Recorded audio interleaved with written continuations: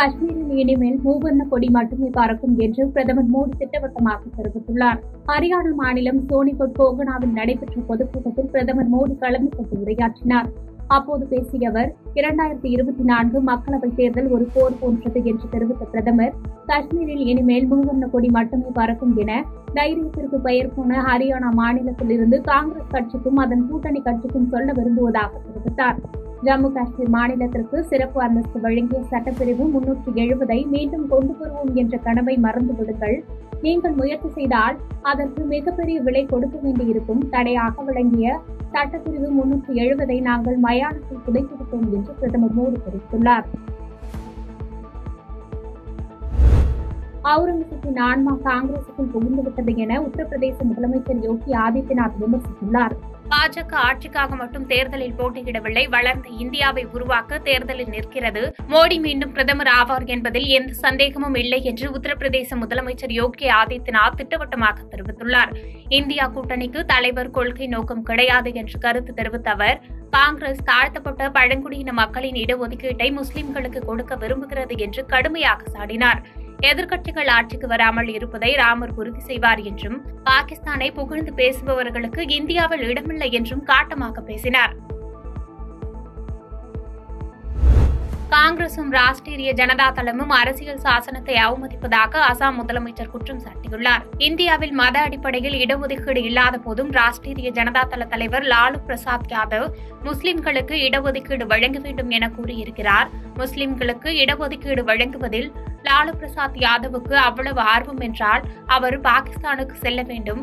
ஏனெனில் இந்தியாவில் அது சாத்தியமில்லை என அசாம் முதலமைச்சர் ஹிமந்தா தெரிவித்துள்ளார். இந்திய அரசியல் சட்டத்தில் தலித், பழங்குடியினர் மற்றும் இதர பிற்படுத்தப்பட்டவர்களுக்கு மட்டுமே இடஒதுக்கீடு வழங்கப்பட்டுள்ளதாகவும், காங்கிரசும் ராஷ்டிரிய ஜனதா தளமும் அரசியல் சாசனத்தை அவமதிப்பதாகவும் குற்றம் சாட்டியுள்ளார்.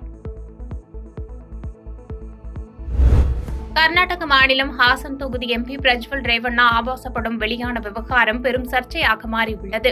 இந்த வழக்கில் தேடப்படும் நபராக அறிவிக்கப்பட்டுள்ள பிரஜ்வலை கைது செய்ய சர்வதேச அளவில் போலீசார் நடவடிக்கை எடுத்து வருகின்றனர். இந்நிலையில் பாலியல் வழக்கில் சிக்கியுள்ள பிரஜ்வல் ரேவண்ணாவுக்கு பிடிவாரண்ட் பிறப்பித்து பெங்களூர் செஷன்ஸ் நீதிமன்றம் உத்தரவிட்டுள்ளது. சிறப்பு புலனாய்வு குழுவின் கோரிக்கையை ஏற்று பிடிவாரண்ட் பிறப்பிக்கப்பட்டுள்ளது.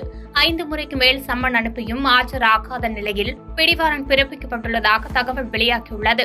பிரஜ்வல் ரேவண்ணாவுக்கு ஏற்கனவே ப்ளூ கார்னர் நோட்டீஸ் வழங்கப்பட்ட நிலையில் ரெட் கார்னர் நோட்டீஸ் வழங்க வாய்ப்புள்ளதாகவும் கூறப்படுகிறது. பள்ளிக்கல்வித்துறை பள்ளிகளை திறப்பதற்கான ஏற்பாடுகளை மேற்கொண்டு வருவதாக தெரிவிக்கப்பட்டுள்ளது. தமிழகத்தில் பள்ளி மாணவர்களுக்கான பொதுத் தேர்வுகளும் ஆண்டு இறுதித் தேர்வுகளும் நிறைவடைந்து கோடை விடுமுறை விடப்பட்டுள்ளது. இந்த நிலையில் பள்ளிகள் திறப்பது தொடர்பாக கல்வித்துறை அதிகாரிகளின் ஆலோசனைக் கூட்டம் வருகிற 27ஆம் தேதி நடைபெற இருப்பதாக கூறப்படுகிறது. தேர்தல் முடிவுகள் வெளியான பிறகு ஜூன் 2வது வாரத்தில் அப்போதைய சூழலுக்கு ஏற்றாற்போல பள்ளிகள் திறக்கலாம் என முடிவு செய்யப்பட்டது. தற்போது கோடை மழை பெய்கிறது. இதன் காரணமாக தேர்தல் முடிவுகள் வெளியானவுடன் அடுத்த ஓரிரு நாட்களில் பள்ளிகளை திறப்பது தொடர்பாக ஆலோசிக்கப்படுகிறது என்று பள்ளிக்கல்வித்துறை வட்டாரங்கள் தகவல் தெரிவித்துள்ளது. பாதகம் செய்பவரை கண்டால் நாம் பயங்கொள்ளலாகாது பாப்பா, மோதி மிதித்து விடு பாப்பா, அவர் முகத்தில் உமிழ்ந்து விடு பாப்பா. அண்மை செய்திகளை உடனுக்குடன் தெரிந்து கொள்ள இணைந்திருங்கள் இயம்நாடு தொலைக்காட்சியுடன்.